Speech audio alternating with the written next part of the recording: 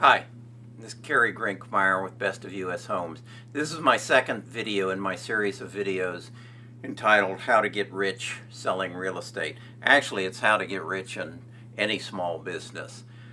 And as I explained in the first video, I try to deal with and identify my smallest viable market.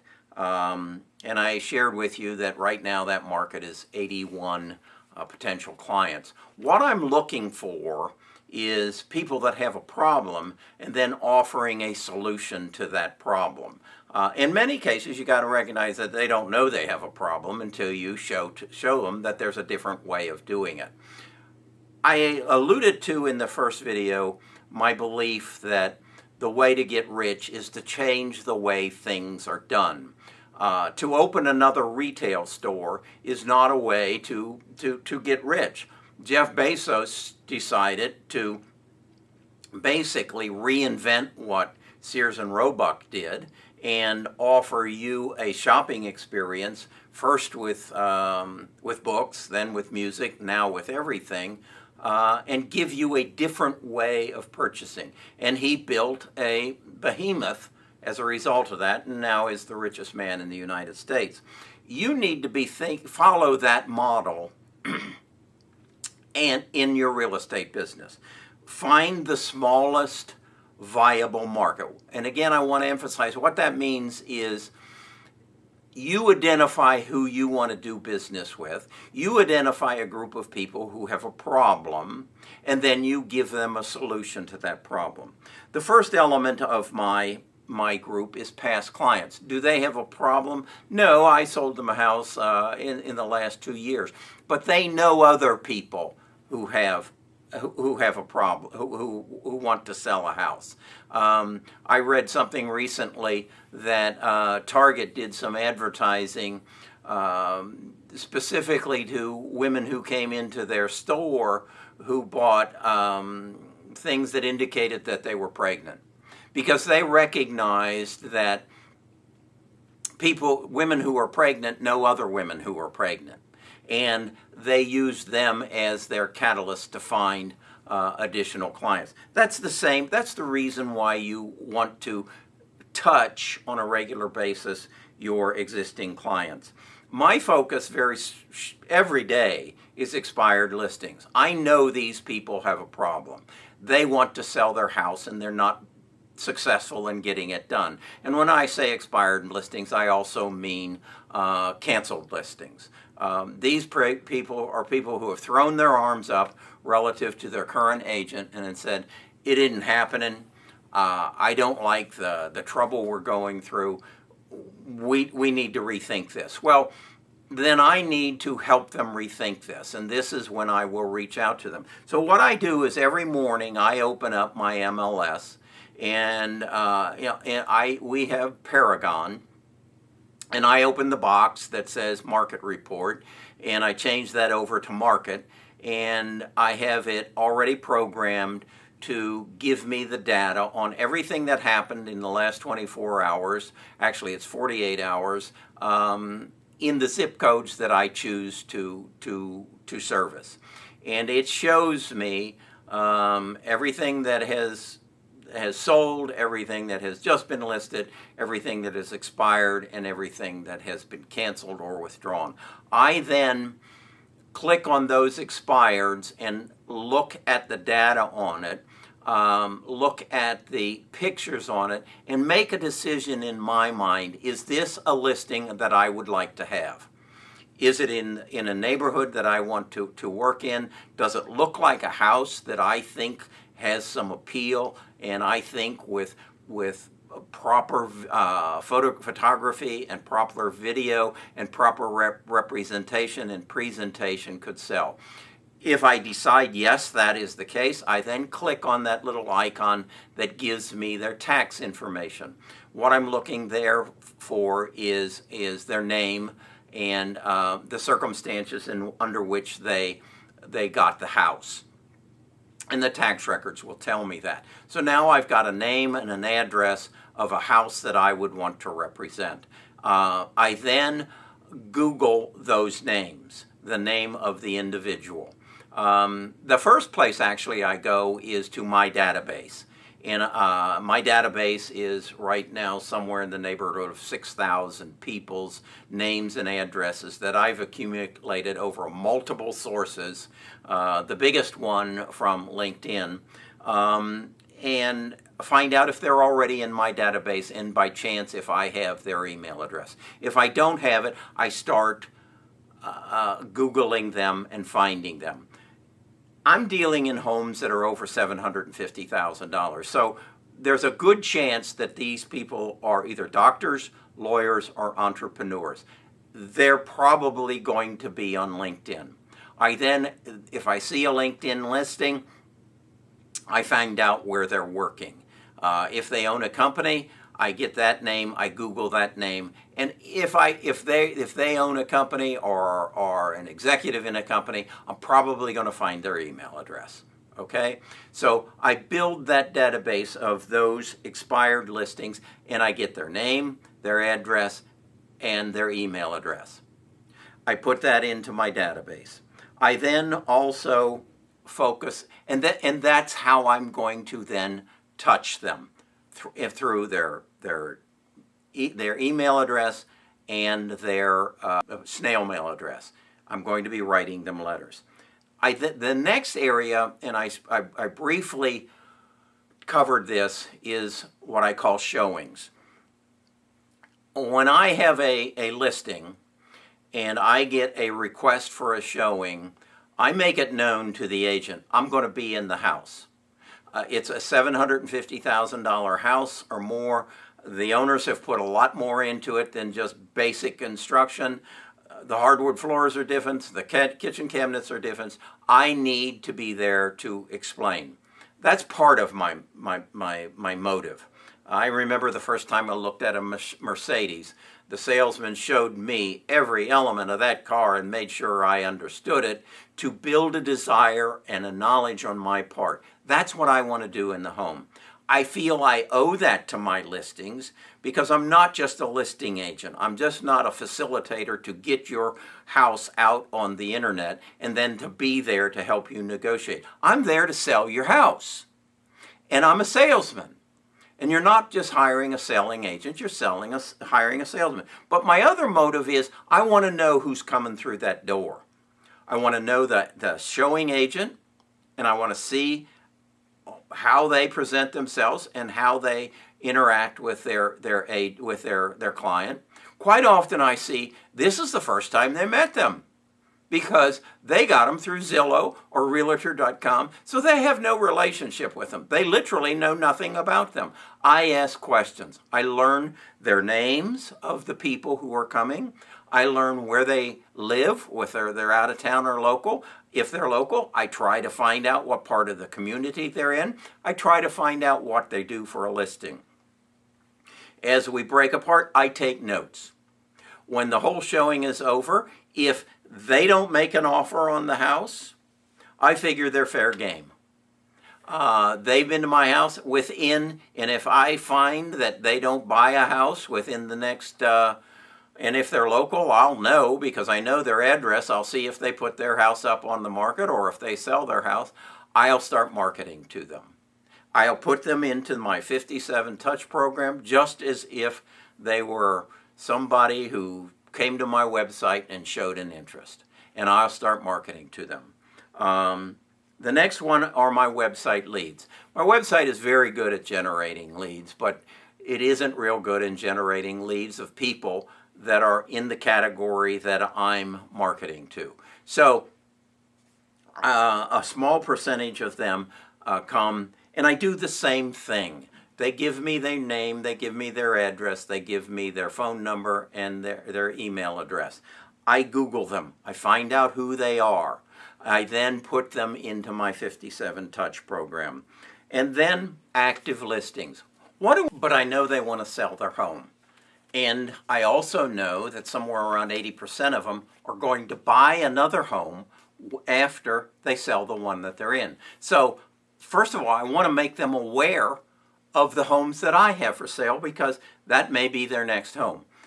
In addition, probably 35% of them are going to become an expired listing or a withdrawn or canceled listing, and they're going to have to choose another agent. I want them to be aware of me. I want them to be on my list of newsletters. I want them to be on my list of videos on the state of the market. I want to become, in their mind, the real estate expert of the community. And I want them to have to make a decision of maybe we should call Kerry and see what he can do for us. So that's how I build my list of most wanted clients, or the smallest viable market that I can market to. And it's a daily process. Do I believe that these 81 people that I have right now are going to immediately switch over to me? No. No, I don't. Some of them I've been dripping on for 2 years now. They've been on my list that long. But I'm only expecting 21% of these to convert after 9 touches. So they will stay on the list because eventually I have optimism that they are going to convert. Why am I doing this? Why am I sharing this information? To be very honest, I'm wanting to build a tribe. I believe, if you've watched some of my videos in the past, I believe that Zillow is making a move to become the Amazon.com of the real estate industry. Prior to early 2000s, they didn't exist. The MLS was not available on the internet. They somehow sold our MLS groups on the process of giving up our listing information, and now they pretty much have control of the buyer's market across the United States. If you follow Zillow, and if you don't have a Google Alerts set up on Zillow, you need to do it today, because you need to find out what the competition is doing. They're moving into Canada right now. They're convincing the Canadians that what we've done to the real estate market in the United States would be something nice for us to do to you folks up in here in Canada. And it's happening. So where I think they're going and why I'm doing this is they're going to make a play to take over the entire real estate market. The stock pundits think they're stupid. Their stock in the last month has dropped from, I believe it was $65 a share all the way down to about $26 a share, because they believe they are getting out of the advertising business, and they are getting into the mortgage business, and they're getting into the home flipping business. What the stock pundits, Jim Cramer in particular, don't realize is that this Zillow offers that they've come up with, where in Phoenix in October, 2,000 of the new listings in Phoenix contacted Zillow and said, send someone out and give me a cash offer on my home. And Zillow did that with their premier agents, and of the 2,000, they bought 20 homes. Now, Jim Cramer and the others say that this is stupid. There isn't any money in it. They're spending a lot of time and energy flipping homes, and it's bad decision making on Zillow's part. Jim Cramer's not in the real estate business, so he doesn't know what the hell he's talking about. They're not in it for the flipping business, because what really happened was, of the 2,000 that they went to, 1% signed up for the program. 45% of the 2,000 said to the agent, yeah, we don't want your cash offer, but you can list our house. We don't want your cash offer, but you can list our house. Let me say that one more time. 35% of them said, we don't want your cash offer, but you can list our house. Zillow just took over the listing business in Phoenix. They're now in 9 cities. They just opened Charlotte the last week. They will be in Raleigh in 2029. They own the buyer's market. They are now taking over the listing market. They will come to agents and they will say, you don't need to pay for advertising on our website anymore. We'll give you the buyer's name and address and you just sign them up. We'll give you the listing's name, you just sign them up. And oh, by the way, we're going to share in the commissions with you. Now, the next step I think is going to happen is they need a structure, an infrastructure of a brokerage. They need an infrastructure of agents that they can swiftly come in and convert to Zillow agents. I believe Keller Williams is a prime target for being bought out. And Gary Keller will be faced with $1 billion decision. Does he want to stay in the business or does he want to become an executive at Zillow? I don't know. You might notice who I work for or work with. This is what I think's coming. I want to be in a position to be a part of this play. I don't have any doubt in my mind what the real estate industry is going to look like in 5 years. And it's going to be called Zillow or it's going to be called Amazon because Amazon might buy Zillow. I don't know, but I know what it's going to look like. That if I want a new house, I will go to Zillow, I will fill out a form, I will connect them to my Facebook page, I will connect them to my internet page, my wife will fill out a form, they will give me a bank of 100 pictures of living rooms, dining rooms, kitchens, bathrooms. I'll give thumbs up, I'll give thumbs down, and they will work their magic of data. The data I just gave them, matched with the data they have of the millions of homes that they have in their database with pictures, and they will say, Carrie and Nita, the home that fits you most closely are these 3 in Birmingham, Alabama. They fit your lifestyle, they fit your likes, your dislikes. We'll send an Uber car out and your agent will, our agent will meet you there. I believe that is what will happen. Turn that around, and when I want to sell my house, I will recognize that Zillow will be the best listing agent for me because they have all the data. They have my pictures, they have their pictures, and they are controlling the buyers. So why would I want to go with a local agent or a local broker? There's only one reason, because they do it better, and they have a niche that they can control, and I'm in that niche as a seller or as a buyer. And if I don't own that niche, I work for Zillow. That's what I believe. Now, if you've watched my videos, you know that on the first 25% drop in Zillow stock, I bought 1,000 shares. So I've hedged my bet. I win either way. I'm down right now, but that's because Jim Cramer doesn't know what the hell he's talking about. Okay, that's why I'm doing this. That's why I'm giving you this information. I have a demand upon you. This has been a one-way street thus far. If you can contribute to what I'm trying to do, I need to hear from you. I need to hear comments. I need to get emails. I need you to join my tribe and then be an active member in the tribe to build something so that we can be a part of what's going to happen in the next 3 years.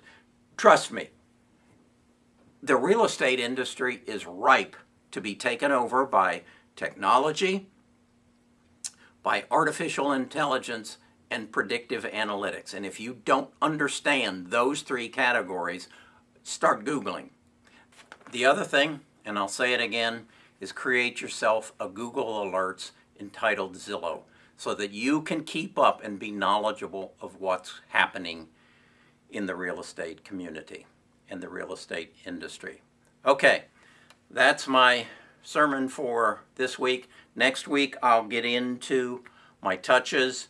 I'll go over the puzzled letters, the monthly newsletters, the videos that I produce, And by the way, if you aren't comfortable in front of a camera, you need to start getting comfortable in front of a camera and putting out quality content to those people that you want to serve.